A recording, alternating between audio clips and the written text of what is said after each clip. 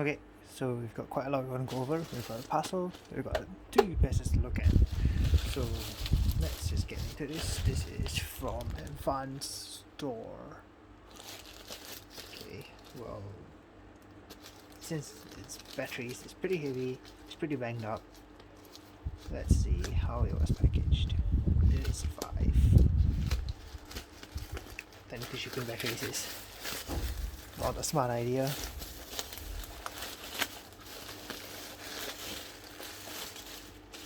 Okay, seems decent.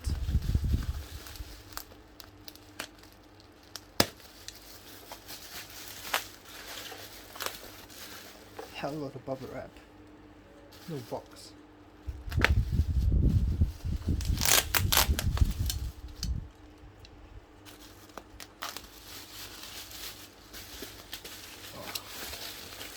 Heavy. Let's see, what's the easiest way to get this out?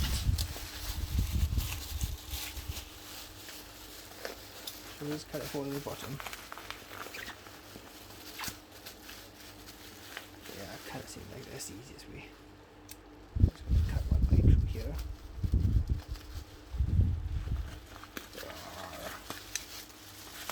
Okay. Very much.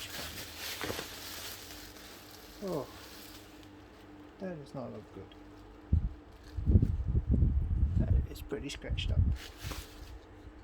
Both of them are. So I'm wondering whether they're facing this way or the other way. But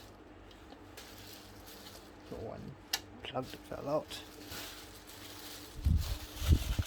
The other one didn't even have 2 plugs in it. So notice how both the red plugs are out. There's one extra. Okay. Where that goes. Technically. Okay, so 7.2 amps should be the same. Okay, let's get a reading of them. Should be a date on them. No, there isn't a date, but they really are sketched up. Probably, I don't know. Not good first impression, definitely. Bought from a different seller before. They came pretty well. They were in a box at least, but the box is pretty banged up as well. So what can I say? Just a multimeter. Just gonna poke it and see how much we get. Yep, 13, 14. That is good.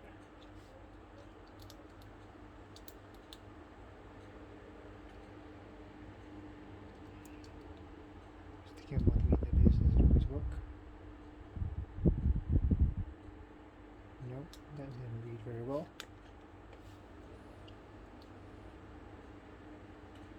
Yep, 14 is pretty decent. Dropping quite fast though. 7.13. Okay, so 13.75. It's okay. Yep, seems like they both give the same reading. That's fine. Okay, so we're gonna chuck that aside for now. Let's have a look at this first. So this is currently dead. So technically, you know, I should split this into 2 videos, but I'm not going to. We're gonna take a look at a few different scenarios. So this is an APC 6500 VA. Okay, back UPS. I'm just gonna plug it in, turn it on, and you hear this is its symptom. You can hear the relay just clicking and the light flashes. Okay, so if I try turning it on,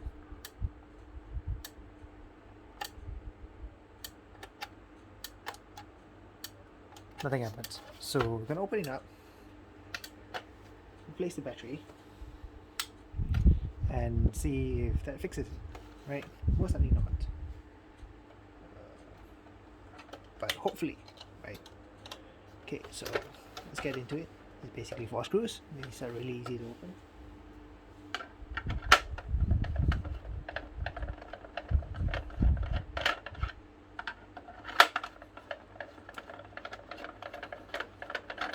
you do need a pretty long screwdriver because the screws are quite deep. It's a Phillips, so yeah.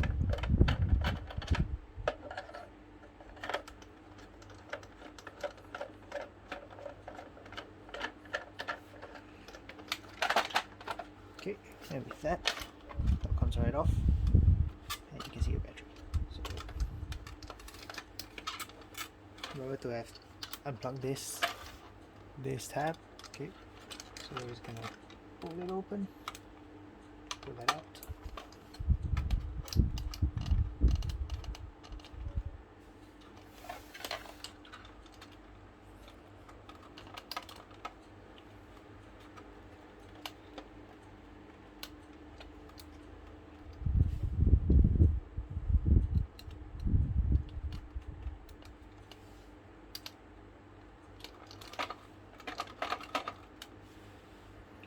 Gonna grab a plier.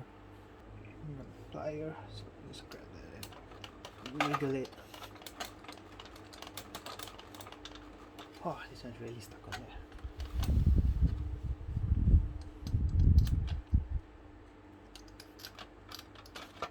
Yep, and it should come off.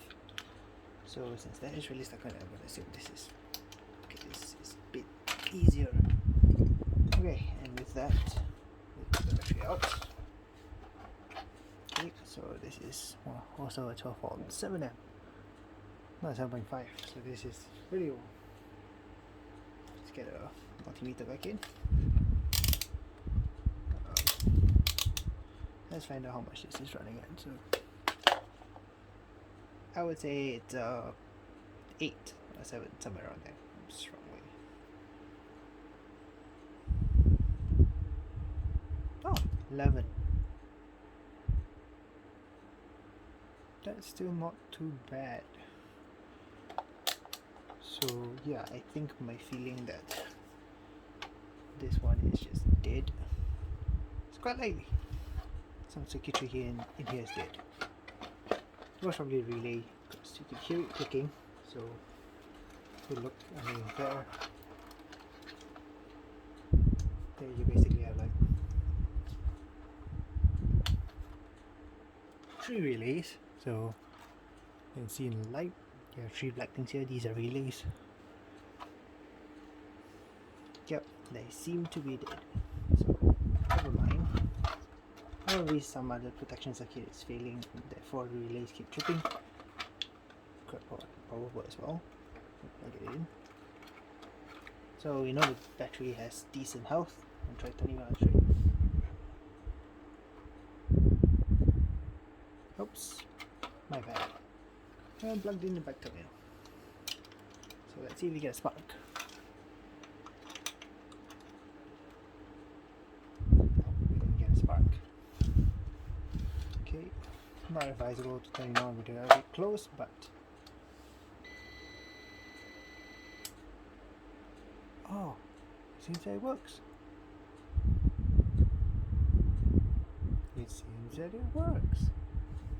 But normally 11 is still kind of okay.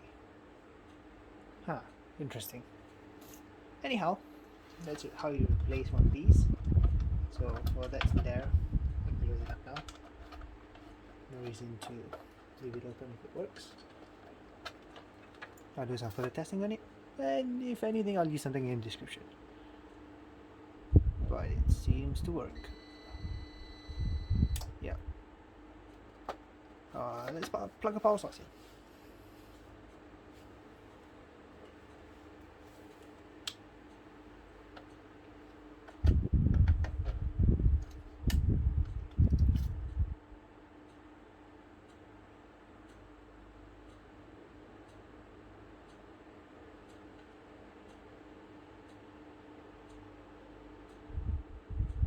Okay, seems fine. Not sure what the beeping actually means, but you can still hear the relays clicking. So I'm gonna leave this for a while. I'm gonna turn it off, leave it for a while. With the power plugged in, see whether the relay starts clicking again. Seems not. So we are going to put this aside, let it charge. We'll get back to it after I'm done. Alright. Pick up screw. Okay, so here we've got this is the BX 1100. Yep. So, I'm not sure if you can see that. This is the BX 1100 LIMS. So it's got the 4 plugs, switch. Yep. Okay. So to get this open is not as simple as the other one. Get that plug out. Right. Then you've got 4 screws in the back. Take those 4 screws out. Okay. Then you can peel this plate out. Okay. Once you've done that, you will come to the front. There will be a tiny hole underneath here. Stick a screwdriver in, pry it up. This will come off. Then there will be 2 screws holding it together. One here and or maybe 3 screws. One here, one here, and one here. Take those 3 off. Then you will come to the top. Okay. And to do this, you would be able to, from here, right, you can slide the 2 pieces apart, stick something in there and just wedge them apart. You see you get the separation here. Need something else to, okay, maybe I should use a different screwdriver for that.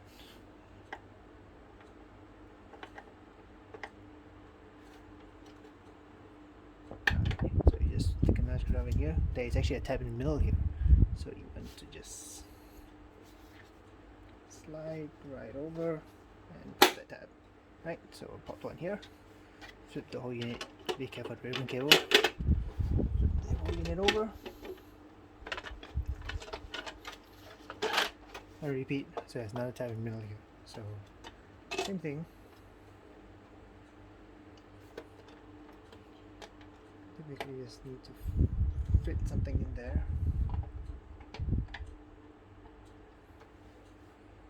So this one I found that you can pry it here where the screw was. You can get a gap there. And from there, get a screwdriver in. Then shuffle it along a little bit. You will get to your popping point eventually. Yep, and you'll pop. So mine's obviously easier than most others will be because I've opened this quite a few times. Right, so then flip it on its side. Everything is quite loosey. Then you can lift it off. Right, so typically you would have your battery sitting here. This is my bag of screws. Okay, so this is what's inside. You will see that in the front, okay, is basically where your battery sits. There is no real ventilation over the battery. Your ventilation is over this big inductor and it's actually on the top. So if you watch my previous video, I was trying to cool this whole thing down, and I said that we'll be taking a look at from the inside what it looks like. So if you look at the side, you'll see that, well, we have this like grill thing, and when it's closed you can't really tell if there's actually gaps, but now when it's open, if you look at it, right, you can actually see that you see my carpet through the grills. And if you notice, only half of it is actually grilled up to around here. Yeah, so the front, if you try putting a fan there, nothing will happen. Once again, looking at the top, same deal here. Right, so these are vents. Same on the other side as well. So pushing air, forcibly pushing air through here will get you, especially in this area, you'll get cool on this inductor, which is pretty much the main heat causing component. There are a few MOSFETs and things on top, but clearly not as big a deal as this guy, right? Then of course there's like heatsink and all that. So pushing in air here, like what I did in that video, will basically push it over this inductor and out the other side, and some circulatory airflow over this area. Okay, so on to replacing the battery. So the 1100 actually only uses one of these cells, the 1400 uses two. So 1400 is more efficient.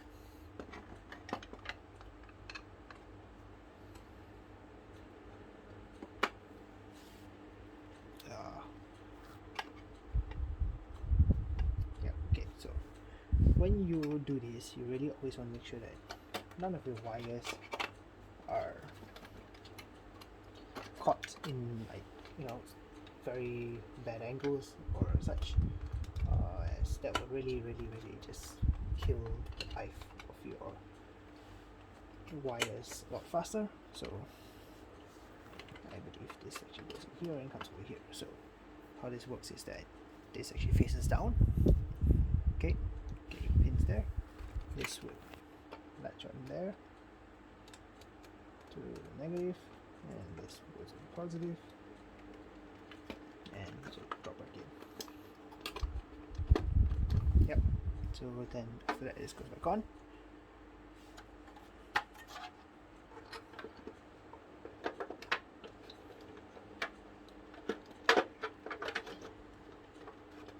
Okay. Once you've closed it up substantial enough, right? Plug in the back your failsafe.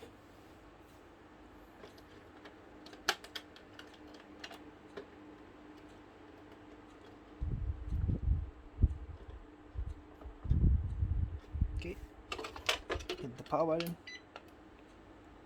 and just validate that it works. So yeah, okay, so that's working. It will do its self-test, and once it's done, it will click and that will become a steady light.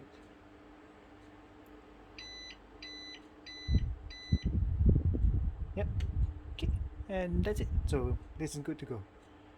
Replace the battery and everything's good. So I'm going to turn it off. Okay, and close it back up. So I'm going to place it aside. This one works, I know for a fact. Let's look back. Oh shit. Let's revisit the 6500. So it's been charging. You click the button, now what happens? Yep, and we've got a steady light. So this guy works. And that's that. Thanks for watching.